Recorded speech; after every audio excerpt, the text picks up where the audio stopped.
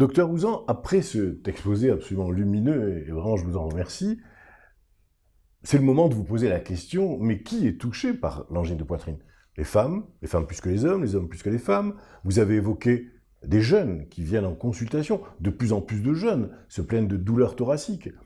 Quelle est l'importance dans la population, tant quantitativement que qualitativement?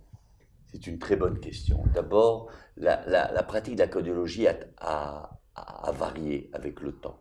Et il y a 20 ans, les angineux étaient des patients âgés, au-delà de 60 ans, avec des facteurs de risque, et notamment le tabac, le cholestérol et le diabète. Et maintenant, j'avoue que on voit de plus en plus de patients jeunes et de plus en plus de femmes. Et on peut interpréter ça, on peut expliquer cela par le fait que les femmes fument de plus en plus. Et donc elles sont également diabétiques, donc elles sont touchées par la maladie. Et il faut reconnaître que la femme est plus difficile à diagnostiquer parce que en général, on la considère comme non malade, alors qu'elle peut être aussi bien malade qu'un homme. Donc le cardiologue doit être vraiment, vraiment vigilant. Il n'y avait-il pas une protection de type hormonal chez les femmes?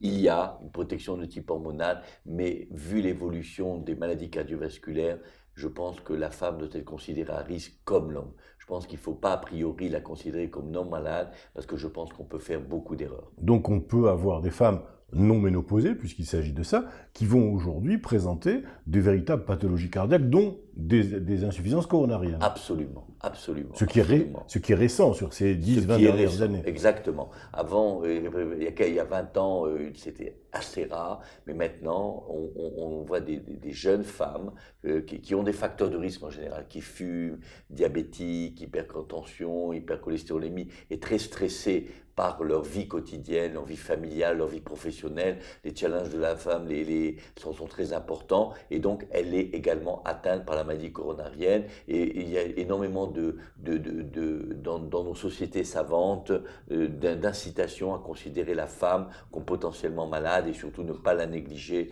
et ne pas retarder le diagnostic.